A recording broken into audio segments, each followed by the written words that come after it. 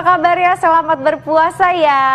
Luar biasa sekali. Dan pastinya ketemu lagi sama saya Kristal Losyani dan juga Dr. Haikal. Nah, Yes. Kristal, Ya. kalau kita puasa, saat buka puasa nih, ini saat yang dinantikan. Dan biasanya kita suka makan yang manis ya, yang Ya, dingin-dingin, bener. gorengan kan. Gorengan dokter.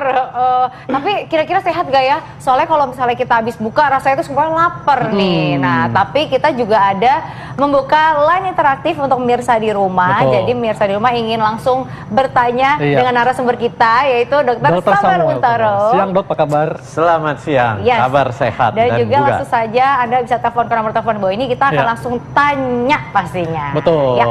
Dan nanti kita akan ada video conference nih pemirsa ya, yang akan bertanya. Nah, Betul. yang pertama nih dok. Dok, Semangat banget nih Dokter Haikal nih. dok, ini ada yang mengatakan dok ya, kalau minuman tinggi kafein saat buka puasa dapat menyebabkan gangguan jantung. Nah, ini fakta atau mitos dok? Ini bisa fakta, bisa mitos. Wah, kok bisa Ya, gitu dok? ada orang yang jantungnya tidak kuat kalau dia makan minum kafein. Oke. Artinya Ya, akan timbul gejala berdebar. Iya. Ya, kalau jantungnya sehat paling hanya berdebar saja. Tapi kalau sudah ada gangguan seperti sumbatan pembuluh darah jantung, Iya. itu berbahaya. Atau hipertensi dok? Ya, tapi ada yang minum kafein tetap saja tidak ada masalah. Sehat-sehat, bahkan beberapa penelitian membuktikan kafein dan kopi itu mengandung antioksidan. Antioksidan itu bagus untuk mencegah terjadi penyumbatan pembuluh darah jantung. Kalau misalnya kopi pakai es, waduh segar Wah. tuh. Boleh nggak tuh dok? Nah, kopi kekinian kan? Iya. Kopi kekinian, Kopi boleh nggak kekinian. dok? Ini gini, tadi kan pertanyaannya kalau buka minum kopi, sekarang ditambahin es, Es. boleh gak? Boleh. Jadi kafein itu yang tidak baik lagi buat pencernaan, bukan cuma jantung.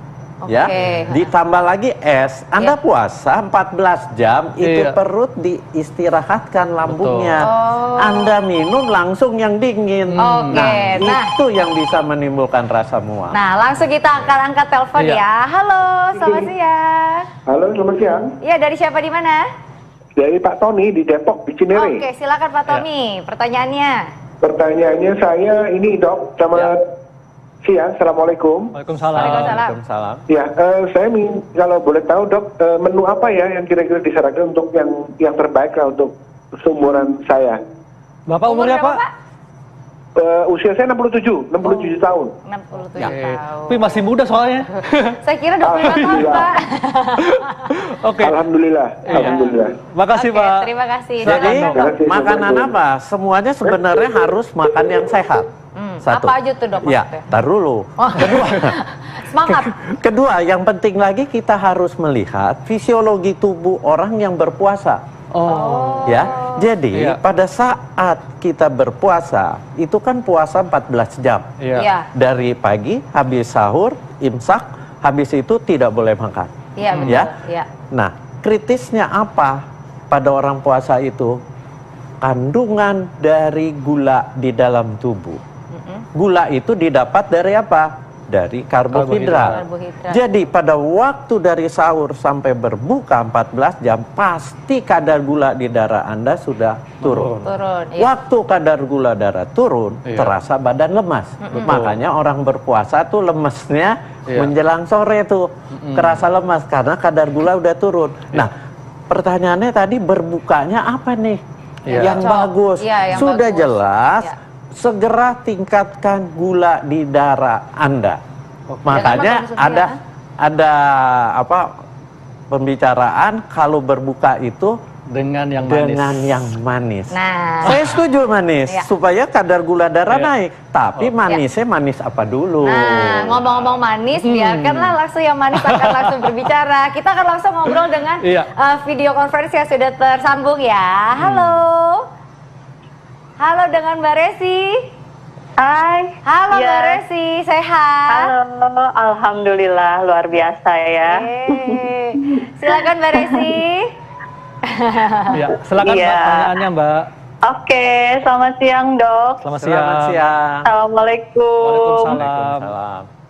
Ya. Ini dok, saya mau tanya. Wah menarik sekali ya. pembahasan siang hari ini, dan kebetulan sekali di sore hari ini kita berniat mau bikin gorengan nih, Dok. Wah. Jadi karena gorengan ini kan menu favorit ya, biasa di keluarga tuh harus ada, selalu ada, entah itu risol atau apa bala-bala dan sebagainya. Nah, biasanya makan goreng-gorengan ini pakai sambal kacang ya untuk sausnya gitu. Kira-kira aman nggak nih, Dok, buat kesehatan, terutama untuk berbuka puasa nanti nih? Oke, makasih Mbak. Ya, terima kasih Mbak. Iya. Jadi ini menyambung juga yang tadi. Tadi saya belum selesai. Waktu berbuka, kan saya bilang menaikkan kadar gula darah dengan apa? Yang manis. Tapi manisnya manis yang sehat. Apa yang terbaik buat berbuka itu jus buah. Jus buah. Jus, bukan blender. Bukan sirup dok ya? Bukan sirup. Jus buah yang manis, yang banyak air. Apa contohnya? Melon, semangka, jeruk yang manis. Itu di jus, dicampur, itu diminum. Gula darah akan naik, tapi naiknya tidak menyebabkan rangsangan insulin berlebihan. Ya, itu yang sehat. Kemudian untuk gorengan yang di Tasikmalaya ini jangan berbuka pertama langsung menyantap yang gorengan. Kenapa? Karena perut Anda kan istirahat 14 jam. Betul. Masukkan dulu minuman Air yang putih manis. Ya, oh, yang manis boleh. Yang tadi saya bilang yang jus buah yang manis atau tambah air putih. Tapi jangan teh manis. Tapi jusnya juga jangan ditambahin es. Kenapa? Karena perut lambung kita kan istirahat 14 jam. Pakai saja. Tapi setelah yang minum netral. setelah minum air putih boleh makan gorengan nggak? Nah, ntar dulu. Oh, belum. Habis itu kan sholat maghrib. Selesai sholat maghrib baru makan nih. Makan gorengan boleh gak? Jangan, karena gorengan itu mengandung minyak yang jahat, yang merusak tubuh kita. Jadi makanannya harus apa? Makan besar yang disebut makanan yang gizi seimbang. Ada karbohidrat, ada protein, ada lemak, ada sayur dan buah. Tetapi lemaknya bukan yang digoreng. Apa? Minyak dari ikan yang dipanggang, ikan yang dikukus, ya, ikan dibuat sup. Itu minyak yang sehat. Gitu Mbak Rensi, paham kan? Ah iya, kalau begitu. Jadi jangan dulu ya. Jangan gorengan. Jangan terlalu sering makan gorengan, Mbak Resi, ya. Misalnya sekali-sekali, bolehlah 2 minggu sekali Anda makan, tapi jangan berlebihan. Apalagi gorengan dikonsumsi pada saat sahur. Kenapa? Karena gorengan yang minyaknya banyak seperti ini, itu merangsang Anda kepingin minum. Oh iya, betul. Oke, sip. Terima kasih ya Mbak Resi sudah ikut berpartisipasi. Jadi lebih baik dihindari gitu ya. Ya, baik dihindari. Terima kasih ya Mbak Resi. Oke, sama-sama. Nah, nanti kita bakal balik lagi nih Mirsa ngebahas kira-kira bukaan apa yang tepat. Makanya jangan kemana-mana, tetap di Hidup Sehat. Oke, Mirsa Hidup Sehat balik lagi sama kita. Kita akan terus membahas kira-kira makanan apa yang sehat dan juga cocok pada saat kita sahur dan juga berbuka. Karena penting banget nih supaya kita tidak terganggu kesehatannya kan? Bener banget, apalagi kalau lagi puasa, udah gitu di tengah pandemi gini kita juga harus tahu ya makanan apa yang cocok. Nah, bagi Anda yang ingin bergabung, silakan hubungi nomor telepon interaktif atau bergabung dengan video conference ya. Nah, Dok, yang pertama Dok, ada pertanyaan lagi nih Dok ya. Katanya konsumsi mangga matang saat buka puasa tidak dianjurkan untuk penyandang diabetes. Ini fakta atau mitos, Dok? Mangga matang. Fakta. Fakta ya, Dok ya. Karena mangga yang matang, contoh harum manis yang merah atau mangga gedong gincu yang merah warna. Nah, itu kadar gulanya sudah tinggi. Jadi di dalam buah itu ada glukosa, ada fruktosa. Fruktosa itu gula buah. Glukosa itu gula yang jelek yang bisa meningkatkan kadar gula darah. Fruktosa juga, tapi dia kalau glukosa naik langsung hormon insulin keluar untuk mendorong si glukosa masuk ke dalam sel. Nah, mangga yang matang kadar gulanya tinggi, glukosanya. Akibatnya apa? Gula darah akan naik cepat, sementara dia diabetes. Respon kerja insulinnya udah kurang bagus. Akibatnya apa? Kadar gula darahnya bisa naik. Oke, Oh gitu. baik dok. Ya, Iya. berarti ini mangga nggak boleh dok ya? Mangga yang diabetes. matang. Ah, betul. Nah, Tapi mangga sekarang yang kita- mengkel boleh seperti ini. Mangga yang mengkel boleh. Nah sekarang kita sudah tersambung dengan video conference lagi nih Ya. dok. Halo. Halo dengan Mas Dion. Halo, Halo Mas Dion. Gimana kabar, sehat? Silakan pertanyaannya. baik, alhamdulillah. Iya, halo dokter, Halo. Hekal, dokter Samuel. Ya, Halo. Saya mau tanya, saya ini sebetulnya memiliki kolesterol sebelumnya. Kolesterol saya itu sih cukup tinggi, sekitar 300-an Ya. angkanya, 300 Ya. lebih. LDL Dan kolesterolnya setelah berapa saya mas? LDL sekitar kolesterol 300, itu total. LDL-nya Lupa. itu total, iya totalnya sekitar, Oke. sekitar Ya. 300-an. Dan setelah saya mengganti pola makan saya menjadi sayur dan buah, itu menjadi turun menjadi 260 Ya. untuk sekarang ini, walaupun masih tergolong tinggi katanya. Ya. Nah, yang ingin saya tanyakan sekarang, saya itu kalau buka puasa itu kan dengan buah. Nah, buah yang bagus, yang boleh untuk berbuka puasa dan tidak itu buah seperti apa dok ya? Saya sih biasanya sih makannya pakai alpukat, Oh, buah ya. naga dan pisang, Ya. gitu. Buah naga dan Apakah itu dianjurkan Ya. berbuka puasa dengan buah yang Ya. Ya. saya konsumsi? Ya, Oke, silakan silakan, Dok. dokter. Jadi gini, seperti tadi saya tersebut. katakan, Iya. pada saat kita menjelang berbuka, kadar gula darah sudah turun. Itu harus segera dinaikkan supaya nggak lemes. Menaikkan dengan apa? Dengan gula yang ada di dalam buah. Ya. Jadi kita makannya buahnya di jus supaya seratnya tidak ada. Iya. Kalau ada serat dia akan mengganggu penyerapan.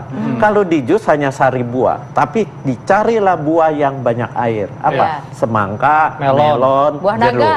Ya, atau buah naga. Iya, iya. Tapi di jus ya. Di jus, ya. Bukan sama seratnya. Iya. Jadi dia kadar gula darah akan naik, Anda akan terasa segar, setelah itu sholat maghrib, Iya. habis sholat maghrib baru mau makan besar. Makan besar, tadi dikatakan Anda mengalami yang namanya Kolesterol kolesterol tinggi. tinggi. Anda sudah diet hanya makan buah, makan sayur, tapi kadar kolesterolnya baru turun ke 260. Itu pun Masih masih tinggi. tinggi. Masih tinggi, Betul. betul. Ya, tapi tadi tidak dijelaskan melakukan diet itu selama berapa lama. Kalau sudah lama sekali, berarti Anda memang kolesterolnya harus dikontrol dengan obat. Oh, oke. Tapi kalau baru 1 bulan, dicoba terus.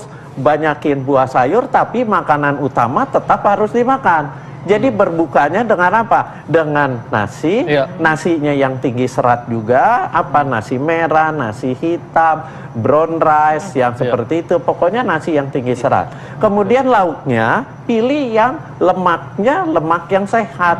Apa yang mengandung omega 3? Salmon, apa? ya. Ikan salmon, ikan tuna. Oh, mahal dok, belilah ikan kembung, ikan selar. Iya. Itu semua sehat, tapi ingat jangan digoreng. No. Anda kan kolesterolnya Iya, tinggi. dibakar. Ya, jadi bisa dibakar, Pepes. dipepes, di Pepes. steam, di sup, dipanggang. Iya, Jadi iya, banyak cara Iya. untuk menghindari asupan lemak-lemak yang jahat. Kenapa? Karena minyak yang digoreng itu akan menyebabkan pembentukan kolesterol lagi. Itu yang berbahaya. Iya. Nah, jadi makanannya jangan cuma buah sayur aja, tapi makan karbohidrat, makan protein, proteinnya dari ikan, Iya. kemudian makan lemak, lemaknya yang sehat. Iya. Nah, dan sayur dan buah. Iya. Kemudian tadi pada waktu berbuka makannya tadi buahnya katanya Alpukat, alpukat. Dok. Iya. Alpukat Pisang. itu lemaknya yang tinggi, tapi lemaknya Baik. lemak yang sehat. Iya. Sehingga kalau lemaknya banyak, di penyerapannya akan lambat. Oh. Kandungan gulanya juga tidak terlalu tinggi. Iya, Kita betul. kan waktu berbuka udah lemas, Iya. ingin menaikkan gula darah. Pisang bagaimana? Pisang itu kadar gulanya cukup tinggi. Iya. Apalagi pisang yang kuning sekali. Tapi satu, hati-hati, pisang Ambon terutama itu akan membentuk gas. Sehingga kalau Anda puasa di berbukanya langsung dengan pisang Ambon, itu akan terasa Kembung. kembung. Iya, iya, Ya, jadi hati-hati. yang tadi dikatakan dia makan alpukat untuk berbuka di awal berbuka, jangan berbukanya setelah makan besarnya itu boleh makan alpukat atau kalau mau di sahur makan alpukat, silahkan. Jadi baiknya kalau buka puasa makannya buah semangka, melon atau buah naga. Atau banyak juga kurma. Tapi kurma jangan kurma yang sudah berair, kurma yang masih garing. Oke, silakan Mas Dian, ada yang ingin ditanyakan lagi? Apakah sudah cukup jelas? Sudah cukup ya? Sudah cukup jelas ya Mas Dian ya? Iya, oke, makasih Dion. Terima kasih Mas Dion. Luar biasa sekali ini. Kalau misalnya tadi kurma juga boleh berarti nih Dok ya.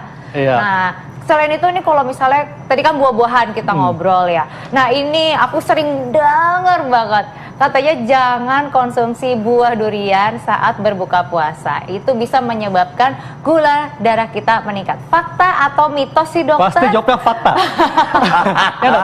Ya, fakta. Fakta ya Dok ya? Kecuali Anda makan duriannya yang menggal. Oh gitu. Tapi durian itu dia kandungannya apa? Kandungannya dia protein, dia mengandung serat, dan kalau yang sudah matang dia mengalami fermentasi. Fermentasi itu di lambung bisa menyebabkan timbulnya gas, akan terasa kembung. Jadi hindari berbuka dengan buah durian. Tuh Krista, nggak boleh. Selain mahal, bikin gas lagi ya kan di lambung. Gula kan? Benar. Nah, terus selain durian juga ada lagi nih Dok, buah-buah lagi nih Dok. Kalau misalnya kita es buah nih pasti ada nangkanya. Nangka boleh nggak dokter kita? Nangka juga jangan buat berbuka karena nangka itu membuat perut kita pembentukan gasnya berlebihan. Akibatnya akan kembung juga, hati-hati lambungnya. Karena kita kan puasa sudah istirahat selama 14 jam. Perutnya itu kosong, lambungnya kosong. Jangan dikasih yang berat, jangan dikasih yang membentuk gas. Walaupun bentuknya dalam es buah juga nggak boleh ya Dok? Boleh. Apalagi gulai. Bentuknya ada es, ada gulanya, ada susu kental manis. Lengkap itu rusak semua. Tapi itu enak ya. Tapi itu enak. Oke. Iya. Nah Dok, bagaimana dengan asinan Dok?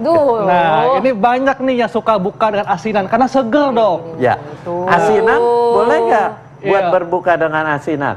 Tetap di awal kita minum jus buah. Asinan itu buat nanti setelah berbuka. Setelah makan besar, Anda mau makan asinan, silakan. Kenapa? Karena dia pembentukan gasnya dia ada apa? Ada kol, ada toge. Ya, itu semua ngebentuk gas. Dan kemudian yang seperti ini asinan ada kerupuk kuning. Hati-hati, gorengan lemaknya lemak yang nggak sehat. Kemudian pakai siraman sambal kacang.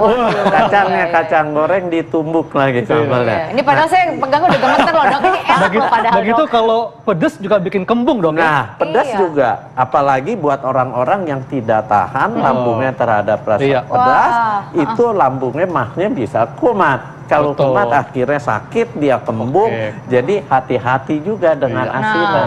Jadi kasih tips dong Dok. Ini kalau misalnya kita mau buka puasa atau mau sahur yang paling bagus kita seperti apa? Boleh Dok kasih tipsnya ke kita, silakan. Ya, jadi sahur. Bangun tidur minum dulu karena kita minum air putih paling tidak di sahur 3 gelas, di berbuka 5 gelas, pokoknya sehari 8 gelas. Kemudian kita makan lengkap, ada karbohidrat, ada nasi, ada roti gandum, pokoknya yang berserat. Kemudian ada sumber protein, ada ikan, ada putih telur, ada ayam, silakan. Kemudian ada sumber lemak yang sehat dari ikan, kemudian banyak makan sayur, makan buah. Kenapa? Supaya seratnya tinggi sehingga kadar gula darah zat-zat bahan makanan akan diserap perlahan-lahan. Kalau diserap perlahan-lahan sampai dia ke siang, dia masih kadarnya lumayan tinggi, jadi nggak terlalu lemas. Tapi ada tambahan lagi, menjelang imsak sebaiknya Anda makan buah. Buah apa nih Dok? Buahnya apa saja yang banyak airnya, dimakan kunyah atau di blender, bukan jus ya. Dimakan kunyah ya. Supaya seratnya tinggi. Supaya apa? Mengganggu penyerapan karbohidrat. Karbohidrat naik pelan-pelan sampai sore kita masih segar. Tapi menjelang berbuka tetap dia akan turun. Di situ mulai timbul rasa lemas, disitulah makan kita naikin lagi kadar gula darah dengan apa? Jus buah yang manis, yang banyak airnya. Setelah itu sholat maghrib, kemudian makan. Makannya yang lengkap lagi. Gizi seimbang, ada karbohidrat kompleks, ada protein, ada lemak, sayur dan buah lagi. Mau tidur, konsumsi lagi buah atau sayur. Gitu. Wow, baik dok, terima kasih untuk informasinya. Terima kasih dokter. Tapi tetap ya, makannya mesti dikendalikan, jangan berlebihan. Ini kalau misalnya nggak dikendalikan bisa-bisa kayak aku nih dok. Waktu itu pas waktu buka puasa karena lapar ya dok, langsung aku hajar kue tiaw sirap jeda. Wah. Abis itu udahannya dok. Jadinya lemes kan? Lemes banget. Ngantuk kan? Nah, itulah kalau makan berlebihan saat buka puasa. Nah, kita akan membahasnya tentang bagaimana nih aturannya ya, supaya kita bisa buka puasa tapi tidak mengganggu kesehatan. Ya, dan dampaknya kalau kita makan berlebihan, sesaat lagi tetap di Hidup Sehat. Terima kasih dokter. Ayo.